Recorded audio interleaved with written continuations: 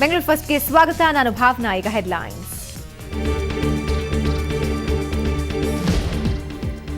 ಕೆಜಿಗೆ ₹1 30 ಕೆಜಿ ಅಕ್ಕಿ. ಹಾಲು ಉತ್ಪಾದಕರ ಪ್ರೋತ್ಸಾಹಧನ ₹4 ಏರಿಕೆ. ಮೊದಲ ದಿನವೇ ಬಡವರಿಗೆ ಸಿದ್ದು ಬಂಪರ್ ಉಡುಗೊರೆ.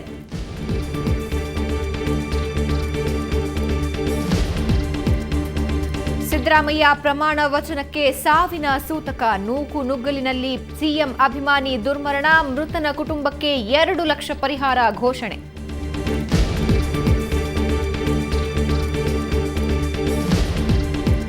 ಮರಗಳ ಕೊಂಬೆ ಕತ್ತರಿಸೋಕು ಪುರುಸೊತ್ತಿಲ್ಲದ ಕಾರ್ಪೊರೇಷನ್. ಮಳೆ ಬಂದು ಹೆಣ ಬಿದ್ರೂ ಬಿಬಿಎಂಪಿಗೆ ನೋ ಟೆನ್ಷನ್. ಅಧಿಕಾರಿಗಳ ಬೇಜವಾಬ್ದಾರಿತನಕ್ಕೆ ಇನ್ನೂ ಎಷ್ಟು ಹೆಣ ಬೀಳಬೇಕು?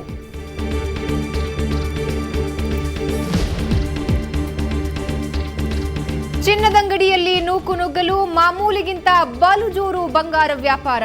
ಎಲ್ಲ ಅಕ್ಷಯ ತೃತೀಯ ಮಹಾತ್ಮೆ.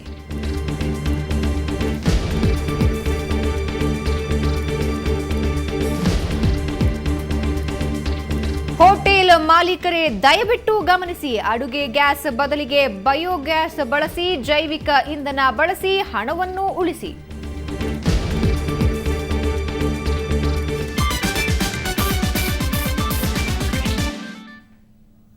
ಬೆಂಗಳೂರಿನ ಕಂಠೀರವ ಕ್ರೀಡಾಂಗಣದಲ್ಲಿ ಇವತ್ತು ಜನವೋ ಜನ. ನೆಚ್ಚಿನ ನಾಯಕನ ಕಣ್ತುಂಬಿಕೊಳ್ಳುವ ತವಕ.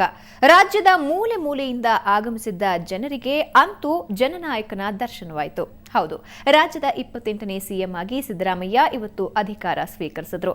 ಆ ಕಲರ್ಫುಲ್ ಕಾರ್ಯಕ್ರಮ ಹೇಗಿತ್ತು ಬನ್ನಿ ನೋಡೋಣ.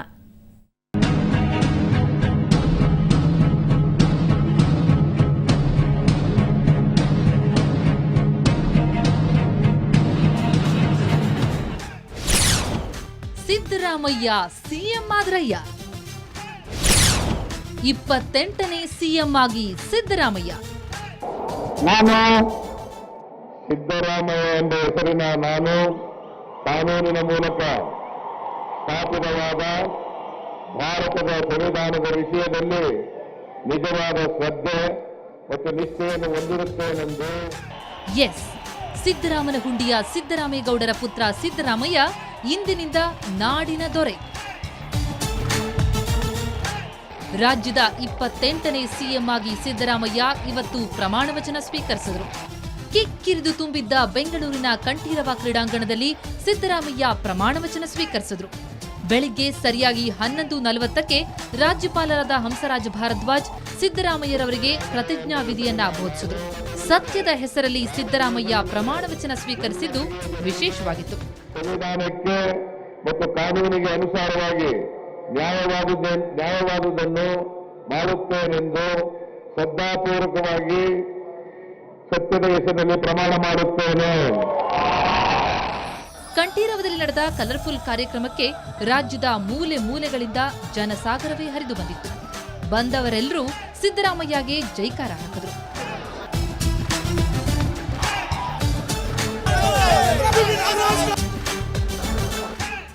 ಅಲ್ಲದೆ ವಿವಿಧ ಗಣ್ಯರು, ರಾಜಕೀಯ ನಾಯಕರ ದಂಡೇ ನೆರೆದಿತ್ತು.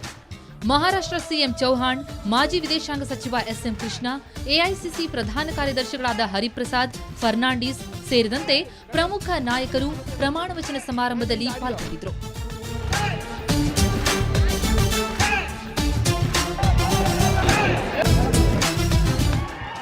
ಸಿದ್ದರಾಮಯ್ಯ ಪ್ರಮಾಣ ವಚನ ಕಾರ್ಯಕ್ರಮ ಕೇವಲ 10 ನಿಮಿಷದಲ್ಲಿ ಮುಕ್ತಾಯಗೊಂಡಿತು.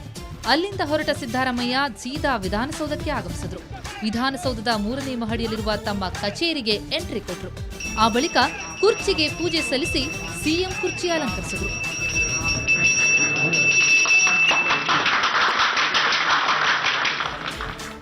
ಅಧಿಕಾರ ವಹಿಸಿಕೊಂಡ ಮೊದಲ ದಿನವೇ ಸಿಎಂ ಸಿದ್ದರಾಮಯ್ಯ ಅಧಿಕಾರಿಗಳ ಜೊತೆ ಮೀಟಿಂಗ್ ನಡೆಸಿದ್ದು ವಿಶೇಷವಾಗಿತ್ತು. ಪ್ರಮಾಣ ವಚನಕ್ಕೂ ಮುನ್ನ ಸಿದ್ದರಾಮಯ್ಯ ಬಸವ ಜಯಂತಿ ಪ್ರಯುಕ್ತ ಚಾಲುಕ್ಯ ಸರ್ಕಲ್ನಲ್ಲಿರುವ ಬಸವ ಪ್ರತಿಮೆಗೆ ಮಾಲಾರ್ಪಣೆ ಮಾಡಿದರು. ಆ ಬಳಿಕ ಆನಂದರಾವ್ ಸರ್ಕಲ್ನಲ್ಲಿರುವ ಗಾಂಧಿ ಪ್ರತಿಮೆ, ವಿಧಾನಸೌಧದ ಬಳಿಯ ಅಂಬೇಡ್ಕರ್ ಪ್ರತಿಮೆ ಸೇರಿದಂತೆ ವಿವಿಧ ಗಣ್ಯರ ಪ್ರತಿಮೆಗಳಿಗೆ ಮಾಲಾರ್ಪಣೆ ಮಾಡಿದರು.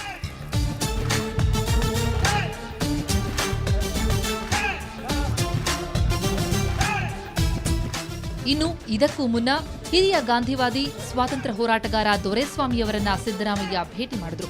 ಬೆಂಗಳೂರಿನ ಜಯನಗರದಲ್ಲಿರುವ ದೊರೆಸ್ವಾಮಿ ಮನೆಗೆ ತೆರಳಿ ಕೆಲಕಾಲ ಚರ್ಚಿಸಿ ಆಶೀರ್ವಾದ ಪಡೆದು ವಾಪಸ್ಸಾದರು.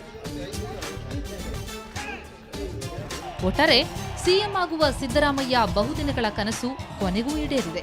ಇಂದಿನಿಂದ ಸಿಎಂ ಸಿದ್ದರಾಮಯ್ಯ ಶಕೆ ಆರಂಭವಾಗಿದೆ. ಇನ್ನು ಸಚಿವ ಸಂಪುಟ ರಚನೆಯ ಕಸರತ್ತು ನಡೆಯಲಿದ್ದು, ಸಿಎಂ ಸಂಪುಟದಲ್ಲಿ ಯಾರ್ಯಾರಿಗೆ ಸ್ಥಾನ ಸಿಗುತ್ತೆ ಅನ್ನೋದನ್ನ ಕಾದು ನೋಡಬೇಕಿದೆ. ಬೆಂಗಳೂರಿನಿಂದ ಜಯಪ್ರಕಾಶ್ ಶೆಟ್ಟಿ ಜೊತೆ ವೀರೇಂದ್ರ ಉಪ್ಪುಂದ, ಸುವರ್ಣ ನ್ಯೂಸ್. ಸಿದ್ದು ಪ್ರಮಾಣ ವಚನವೇನೋ ಭರ್ಜರಿಯಾಗಿ ನಡೆಯಿತು. ಆದರೆ ಪ್ರಮಾಣ ವಚನದ ಬಳಿಕ ದುರಂತವೊಂದು ನಡೆದುಹೋಯಿತು. ಪ್ರತಿಜ್ಞಾ ವಿಧಿ ಬಳಿಕ ಸಿದ್ದು ಆ ಕಡೆ ಹೊರಡುತ್ತಿದ್ದಂತೆ ಇತ್ತ ಜನ ಕ್ರೀಡಾಂಗಣ ಖಾಲಿ ಮಾಡತೊಡಗಿದ್ರು.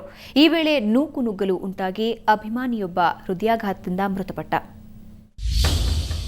ಸಿದ್ದು ಪ್ರಮಾಣ ವಚನದ ಬಳಿಕ ನೂಕುನುಗ್ಗಲು, ಹೃದಯಾಘಾತದಿಂದ ಅಭಿಮಾನಿ ಮಂಚಯ್ಯ ಸಾವು.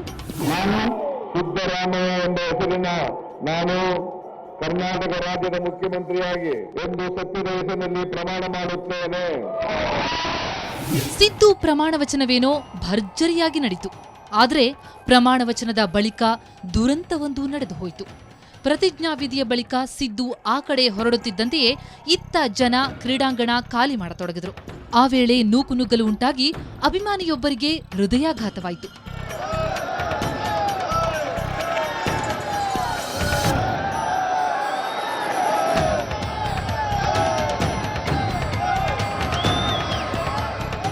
ಬೆಂಗಳೂರಿನ ವೈಟ್ಫೀಲ್ಡ್ ನಿವಾಸಿ ಮಂಚಯ್ಯ ಮೃತಪಟ್ಟ ದುರ್ದೈವಿ.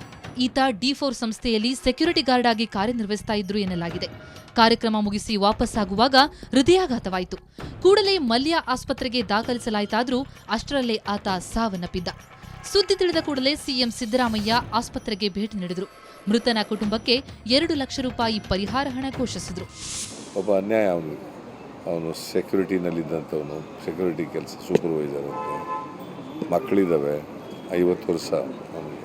ನಾನು 2 ಲಕ್ಷ ರೂಪಾಯಿ ಚೀಫ್ ಮಿನಿಸ್ಟರ್ ಫಂಡಿಂದ 2 ಲಕ್ಷ ರೂಪಾಯಿ ಅವರಿಗೆ ಪರಿಹಾರ ಘೋಷಣೆ ಮಾಡಿದ್ದೆ.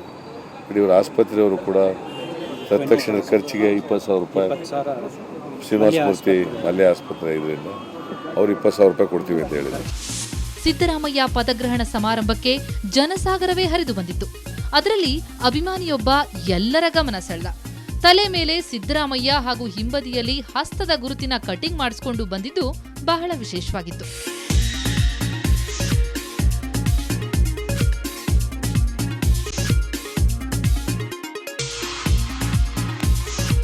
ನೂತನ ಸಿಎಂ ಪ್ರಮಾಣ ವಚನಕ್ಕೆ ನಾಡಿನ ವಿವಿಧೆಡೆಯಿಂದ ಸಹಸ್ರಾರು ಸಂಖ್ಯೆಯಲ್ಲಿ ಜನ ಆಗಮಿಸಿದ್ರು. ಹೀಗಾಗಿ ಕಬ್ಬನ್ ಪಾರ್ಕ್ ಸುತ್ತಮುತ್ತ ಫುಲ್ ಟ್ರಾಫಿಕ್ ಜಾಮ್ ಉಂಟಾಗಿತ್ತು. ಇದರಿಂದ ಬೆಂಗಳೂರಿನ ವಾಹನ ಸವಾರರು ಸಾಕಷ್ಟು ಪರದಾಡುವಂತಾಯಿತು.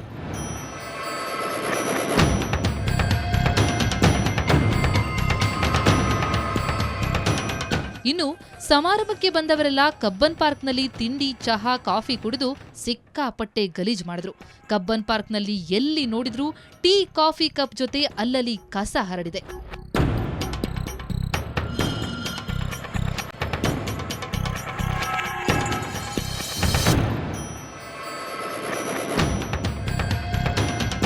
ಒಟ್ಟಾರೆ ಸಮಾರಂಭವೇನೋ ಕಲರ್ಫುಲ್ ಆಗಿ ನಡೆಯಿತು.